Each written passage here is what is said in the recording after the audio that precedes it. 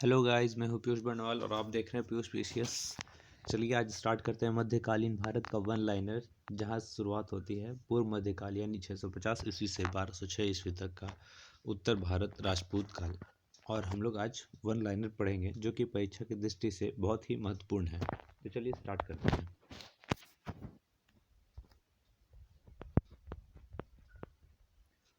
उस शासक का नाम क्या है जिसने विजय स्तंभ यानी टावर ऑफ विक्ट्री का निर्माण कराया था? तो उसका नाम था राणा कुंभ। क्या नाम था? राणा कुंभ। नेक्स्ट देखते हैं, लिंगराज मंदिर की नींव डाली थी ययाति केसरी ने। किसने? ययाति केसरी ने। किसने डाला था? ययाति केसरी ने डाला था। नेक्स्ट देखते हैं, सोमनाथ मंदिर पर 1025 ईस्वी में महमूद गजनवी के आक्रमण के समय गुजरात का शासक कौन था? तो यहाँ लिखा है भीमदेव। भीमदेव प्रथम होगा। भीमदेव प्रथम, फर्स्ट। कौन था? भीमदेव फर्स्ट था। अब नेक्स्ट देखते हैं, राजस्थान के इतिहास का प्रणेता किसे कहा जाता है? तो कर्नल टाड को कहा जाता है। किसे कहा जाता है? कर्नल टाड को। राजस्थान के इतिहास का प्रणेता किसका? राजस्थान का इतिहास का प्रणेता किसे कहा जाता है? कर्नल टाड को कहा जाता है। हरिकेली नाटक का रचयिता कौन है? तो इसका कौन है रचयिता? चौहान शासक विग्रहराज 4। चौहान शासक विग्रहराज 4, जिसका नाम विसल देव के नाम से भी ये जाना जाता है। ठीक है। किस नाटक के कुछ अंश 2.5 दिन का झोपड़ा मस्जिद की दीवारों पर अंकित है? तो ये भी होगा हरिकेली का। किसे? हरिकेली का। भुवनेश्वर तथा पुरी के मंदिर किस शैली में निर्मित है? तो ये बहुत महत्वपूर्ण क्वेश्चन है, बार बार पूछता है। ये नागर शैली में निर्मित है। भुवनेश्वर का और पुरी का मंदिर किस शैली में निर्मित है? तो नागर शैली में निर्मित है। पुरी में स्थित कोणार्क के विशाल सूर्य के मंदिर का निर्माता कौन थे? तो नरसिंह देव प्रथम थे। नरसिंह प्रथम। निम्नलिखित में से कौन कविराज के नाम से विख्यात था? तो भोज परमार। भोज परमार को कविराज कहते थे। क्या कहते थे? कविराज। भोज परमार कविराज। भोज परमार कविराज। सम्रांगन सूत्रधार का विषय है। सम्रांगन सूत्रधार का क्या विषय है? तो स्थापत्य शास्त्र। स्थापत्य शास्त्र क्या है? स्थापत्य शास्त्र। ठीक है। अब बोलता है, उसकी मृत्यु में धारा नगरी, विद्या और विद्वान तीनों ही निराश्रित हो गए। अधधारा, निराधारा, निरावला, सरस्वती, पंडिता, खंडिता, सर्वे भोजराजे दिवंगते। यह उक्ति किस शासक के संबंध में, यह जो कहा गया है, यह किसके बारे में कहा गया है? तो ये भोज परमार के बारे में कहा गया है। किसके बारे में कहा गया? भोज परमार के बारे में। ठीक है। नेक्स्ट देखते हैं, निम्नलिखित शहरों में किसमें लिंगराज मंदिर अवस्थित है? तो कहाँ लिंगराज मंदिर स्थित है? तो भुवनेश्वर में। लिंगराज मंदिर कहाँ है? भुवनेश्वर में। अब देखते हैं, त्रिपक्षीय संघर्ष का पहल किसने की? तो वत्सराज। त्रिपक्षीय संघर्ष का पहल किसने किया है? तो वत्सराज ने किया है। त्रिपक्षीय संघर्ष का आरंभ किस सदी में हुआ था? तो 8वीं सदी में हुआ था। त्रिपक्षीय संघर्ष का आरंभ कब हुआ? 8वीं सदी में हुआ। त्रिपक्षीय संघर्ष में भाग लेकर उत्तर भारत की राजनीति में हस्तक्षेप करने वाली और दक्षिण से उत्तर पर आक्रमण करने वाली दक्षिण की प्रथम शक्ति थे। तो कौन थे? राष्ट्रकूट थे। कौन थे? राष्ट्रकूट। कौन? राष्ट्रकूट थे। नेक्स्ट है, पाल वंश का संस्थापक कौन था? तो गोपाल था। याद रहेगा, पाल वंश का संस्थापक गोपाल। कौन? गोपाल। गोपाल। पाल वंश का शासक गोपाल। पाल वंश की राजधानी क्या थी? तो मुदगिरी, जिसको मुंगेर अभी बोलते हैं। पाल वंश की राजधानी क्या थी? मुदगिरी, जिसका नाम है अभी मुंगेर। बोलता है, राष्ट्रकूट वंश का संस्थापक कौन था? तो दंती दुर्ग। इसी का दंती दुर्ग का ही नाम था दंती वर्मन द्वितीय। ठीक है। राष्ट्रकूट वंश की राजधानी थी मालखंड या मान्यखेत। इसी को माल्यखेत भी, मालखंड को ही मालखेत बोलते हैं, मान्यखेत बोलते हैं। नेक्स्ट है, किस पाल शासक को गुजराती कवि सोढुढल ने उत्तरापद स्वामीन कहा? तो धर्मपाल को कहा। ठीक है। फिर 9वीं सदी में भारत आए अरब यात्री सुलेमान ने किस साम्राज्य को रोहुमा कहकर संबोधित किया? रोहुमा किसे कहा गया? तो पाल को कहा गया। नेक्स्ट देखते हैं, पाल वंश के पतन के बाद बंगाल का राजनीतिक नेतृत्व प्रदान किया कौन? तो कौन किया? सेन वंश ने। किसने किया? सेन वंश ने। सेन वंश का संस्थापक कौन था? तो सामंत सेन। सामंत सेन। सेन वंश का संस्थापक सामंत सेन। सेन वंश का संस्थापक सामंत सेन। किसने कुलीन प्रथा, कुलीनतावाद का आरंभ किया? तो किसने किया? बल्लाल सेन ने। कौन? बल्लाल सेन। जैन वास्तुकला का प्राचीनतम उदाहरण मिलता है किसमें? दिलवाड़ा में।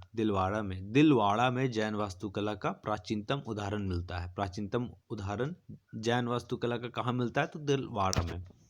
बोलता है ओदंतपुरी विश्वविद्यालय यानी बिहार शरीफ नालंदा जिला का मुख्यालय, बिहार का संस्थापक कौन था? तो कौन? यही गोपाल था।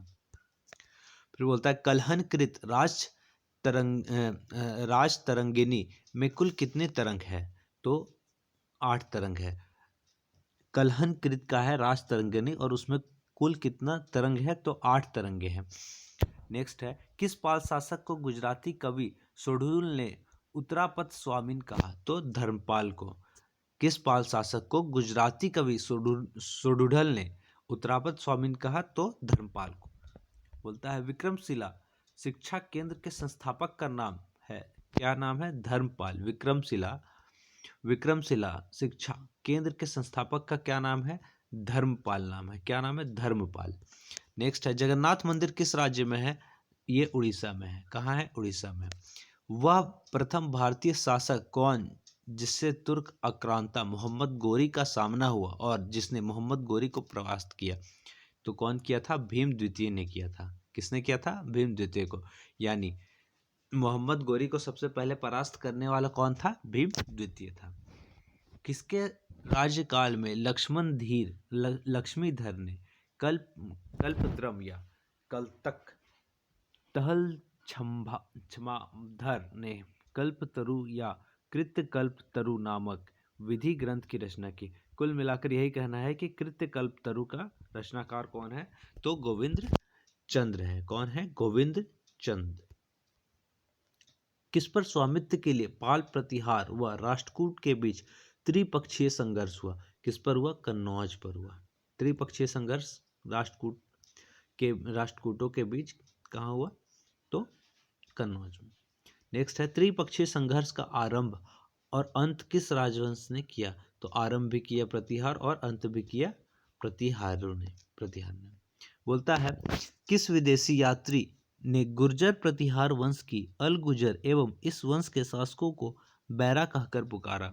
तो अल मसूदी को बैरा कहकर पुकारा। नेक्स्ट है, गुर्जर प्रतिहार के उज्जैनी शाखा का संस्थापक कौन था?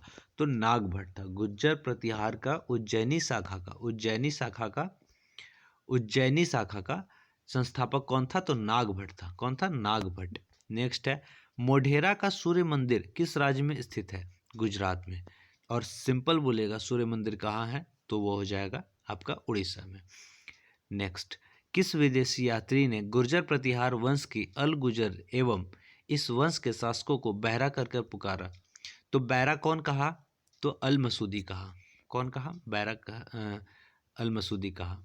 नेक्स्ट है, सर्वप्रथम भारत में जजिया कर लगाने का श्रेय सिंध के विजेता मोहम्मद बिन कासिम को दिया गया। यानी सर्वप्रथम जजिया कर कौन लगाया था? मोहम्मद बिन कासिम।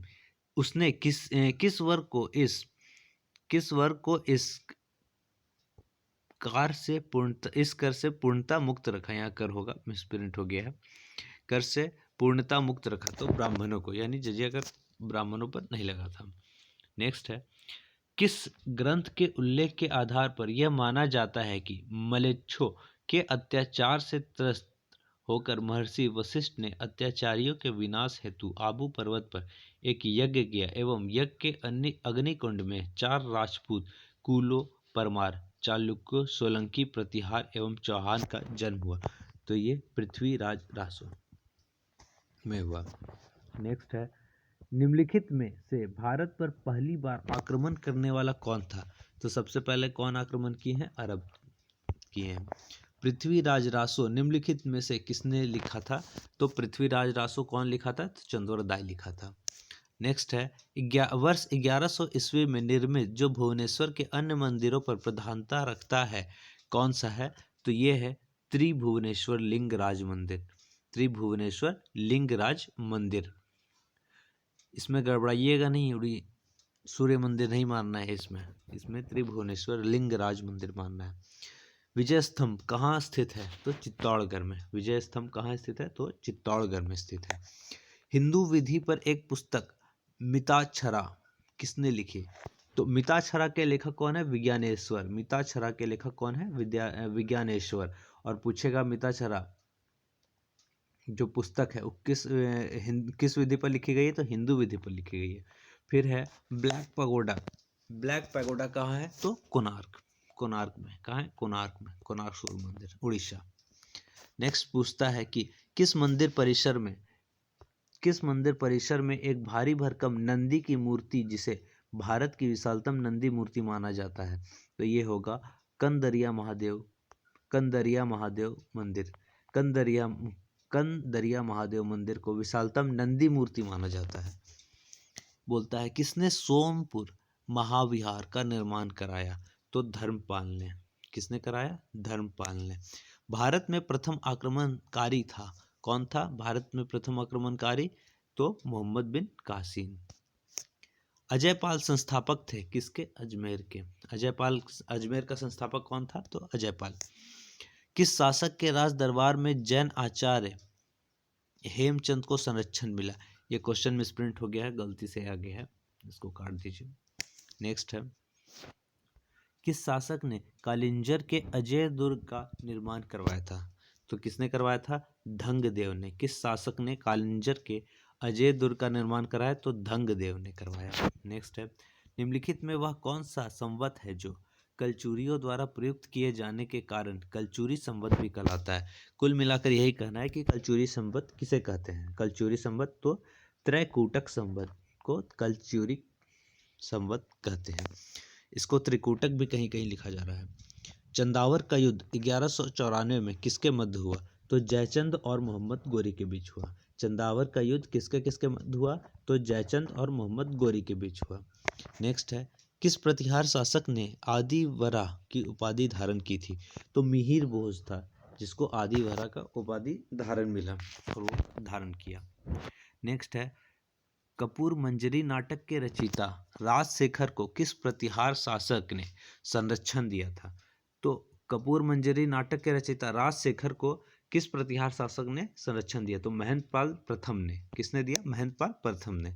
प्रतिहार स्वयं को डैश का वंशज मानते थे जो राम के प्रतिहार अर्थात द्वारपाल थे? तो लक्ष्मण को मानते थे। किसे मानते थे? लक्ष्मण को मानते थे। चलिए नेक्स्ट है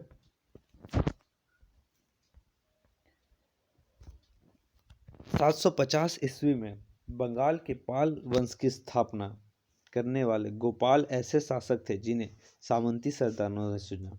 तो क्या करना चाह रहा है? बंगाल के पाल वंश की स्थापना जो किया था यानी गोपाल किया था, उनको क्या वो जो थे वो सामंती सरदारों द्वारा चुने गए थे। मतलब बाहर से लोग आए, बाहर से आने वाले लोगों के द्वारा वो चुने गए थे, यानी सामंती सरदारों के द्वारा चुने गए थे।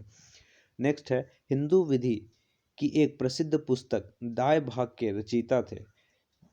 तो इसका आंसर हो जाएगा जीमुत वाहन। हिंदू विधि पुस्तक जो है दाय भाग के रचयिता थे। हिंदू विधि में एक प्रसिद्ध पुस्तक है जिसका नाम दाय भाग है, उसके रचयिता कौन थे? तो जीमुत वाहन। ठीक है। नेक्स्ट देखते हैं किसने स्मृति ग्रंथ दान सागर एवं ज्योतिष ग्रंथ अद्भुत सागर की रचना की? तो स्मृति ग्रंथ अगर पूछेगा तो क्या हो जाएगा? दान सागर। स्मृति ग्रंथ दान सागर, ज्योतिष ग्रंथ अद्भुत सागर। और इन दोनों का रचना कौन किया है? तो बल्लाल सेन। किसने किया है? बल्लाल सेन ने किया है।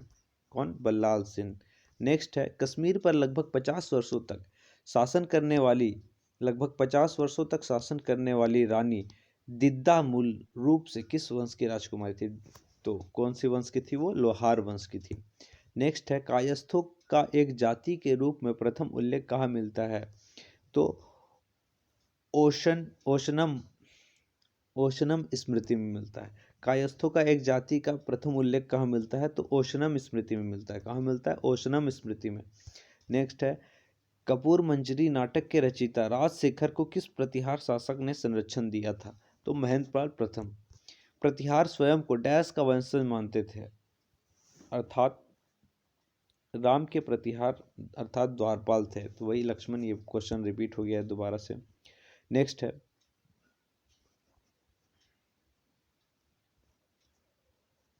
निम्नलिखित किसे एक नए संवत चलाने का यश प्राप्त हुआ? तो लक्ष्मण सेन ही जो था वो एक नए संवत को चलाए थे।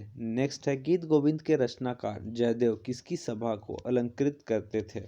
तो लक्ष्मण सेन के। नेक्स्ट है, नैषेध चरित व खंडन खंड खाद्य के रचयिता श्री हर्ष किस शासक के राजकवि थे? तो जयचंद के राजकवि थे। नेक्स्ट है, रामपाल चरित की रचना किसने की है? तो संध्याधर नंदी ने की है। किसने की है? संध्याधर नंदी ने। और नेक्स्ट और आखिरी आज का ये सवाल है, 74 नंबर क्वेश्चन है, हिंदुओं ने यह दृढ़ विश्वास है कि अन्य कोई देश उनके देश जैसा श्रेष्ठ नहीं, कोई राजा उसके राजा के समान नहीं, उसके शास्त्रों के समान कोई शास्त्र नहीं। यह उक्ति यानी यह वाणी किसकी है? तो अल बरूनी ने ऐसा कहा है। यह कि बहुत अच्छा बात है कि हिंदुओं में यह दृढ़ विश्वास है। वो हिंदुओं की तारीफ करते हुए कहता है यह दृढ़ विश्वास है, कोई देश उनके जैसा श्रेष्ठ नहीं है, मतलब बहुत ज़्यादा श्रेष्ठ है, कोई राजा उसके राजा के समान नहीं, उसके शास्त्रों के समान कोई शास्त्र नहीं है। यह कौन बोला है? तो अल बरूनी। इसी के साथ आज हमारी क्लास समाप्त होती है। पार्ट 2 जल्द ही आएगा और आप ज़रूर इसे अच्छा लगा तो लाइक सब्सक्राइब करें। और ये बहुत ही महत्वपूर्ण क्वेश्चन है, ये बार बार एग्ज़ाम में पूछे जाते हैं, यहाँ तक कि बीपीएससी यूपीपीएससी में ही भी ये प्रश्न, ऐसे प्रश्न, यहाँ तक कि यूपीएससी आईएएस में प्रश्न ये सब पूछे गए हैं। तो अच्छा लगे तो सब्सक्राइब कर दीजिए। थैंक यू, धन्यवाद। जय हिंद, जय भारत।